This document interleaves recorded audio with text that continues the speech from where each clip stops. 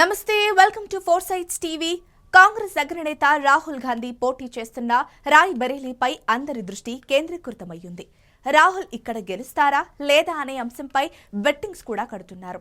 రాజకీయ చరిత్రలో రాయ్ బరేలీ నియోజకవర్గానికి ఎంతో ప్రాధాన్యత ఉంది. ఆ విశేషాలేమిటో ఈ స్టోరీ ద్వారా తెలుసుకుందాం.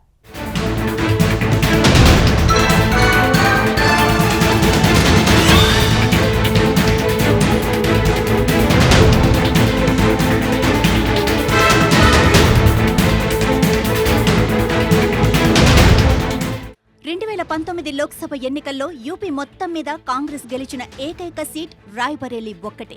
పక్కనే ఉన్న అమేథీలో రాహుల్ గాంధీ స్వయంగా పోటీ చేసి ఓడిపోయారు.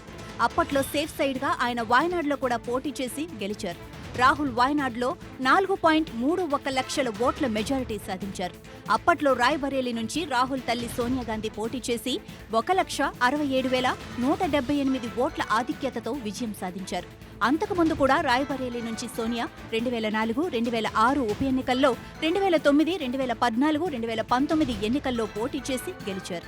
1999లో అమేథీ, బళ్ళారి నియోజకవర్గాల నుంచి పోటీ చేసి విజయం సాధించారు. 77 ఏళ్ల వయోభారంతో ఆమె ఈసారి రాజ్యసభకు వెళ్లారు. ఈ క్రమంలో కాంగ్రెస్ కి ఈ సీటు ప్రతిష్టాత్మకంగా మారింది. దీంతో రాహుల్ స్వయంగా బరిలోకి దిగారు. ఒక దశలో ప్రియాంకను బరిలోకి దింపాలనుకున్నారు. కానీ ఇప్పటికే సోనియా, రాహుల్ చట్టసభల్లో ఉన్నారు. ఇక ప్రియాంకకు కూడా టికెట్ ఇస్తే కాంగ్రెస్ ది కుటుంబ పార్టీ అన్న విమర్శలు వస్తాయి. ఇవన్నీ ఊహించే ప్రియాంకకు బదులు తానే రంగంలోకి దిగారు రాహుల్.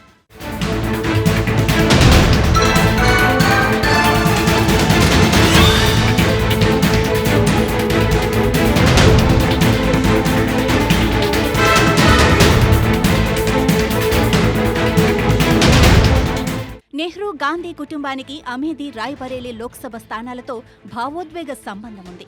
రాయ్ బరేలీతో నెహ్రూ, గాంధీ కుటుంబానికి 4 తరాల బంధం ఉంది. రాహుల్ తాత ఫిరోజ్ గాంధీ రాయ్ బరేలీ నుండి ఎన్నికలలో పోటీ చేయడం ద్వారా ఎంపీ అయ్యారు. ఆ తర్వాత నానమ్మ ఇందిరాగాంధీ దాన్ని తన కార్యక్షేత్రంగా మలుచుకున్నారు.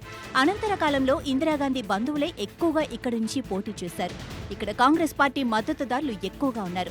నెహ్రూ కుటుంబంతో ప్రత్యక్ష సంబంధాలున్న కుటుంబాలు ఎన్నో ఉన్నాయి. అయితే సోనియా, రాహుల్ నిర్లక్ష్యం కారణంగా విపక్షాలు మెల్లగా ఈ నియోజకవర్గంలోకి చొరబడ్డాయి.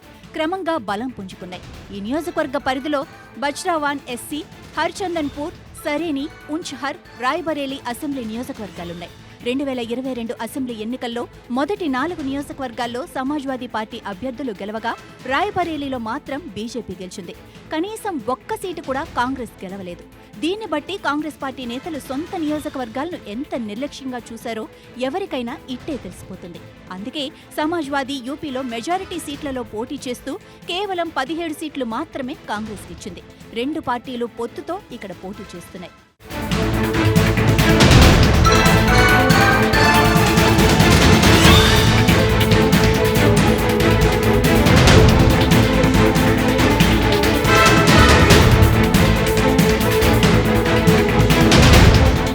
ఇక సోనియాకు 2006 ఉప ఎన్నికల్లో 4,17,888 ఓట్ల మెజారిటీ వచ్చింది.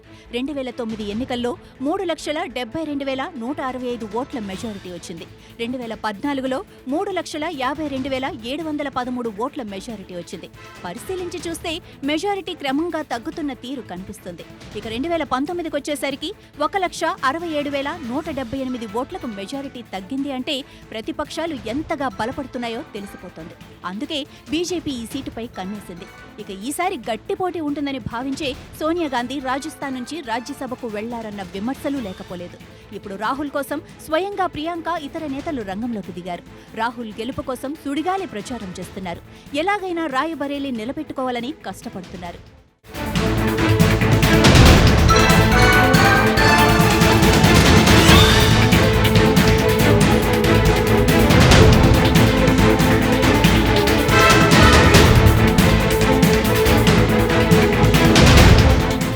రాయ్ బరేలీలో రాహుల్తో బీజేపీ అభ్యర్థి దినేష్ ప్రతాప్ సింగ్ తలపడుతున్నారు.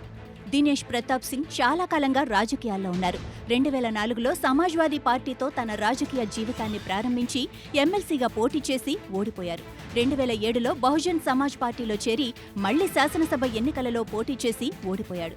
2010లో కాంగ్రెస్ పార్టీలో చేరి 2010, 2016 శాసనమండలి ఎన్నికలలో పోటీ చేసి 2 సార్లు ఎమ్మెల్సీగా ఎన్నికయ్యారు. స్థానిక పార్టీ నాయకులతో అనుచితంగా ప్రవర్తించాడన్న ఆరోపణలతో ఆయన్ను 2017లో కాంగ్రెస్ సస్పెండ్ చేసింది. 2018లో భారతీయ జనతా పార్టీలో చేరి 2019 లోక్సభ ఎన్నికలలో రాయ్బరేలీ నుండి బీజేపీ అభ్యర్థిగా పోటీ చేసి సోనియాగాంధీ చేతిలో ఓడిపోయాడు. 2022లో బీజేపీ ఎమ్మెల్సీగా ఎన్నికై యోగి ఆదిత్యనాథ్ కేబినెట్లో మంత్రిగా పనిచేస్తున్నారు.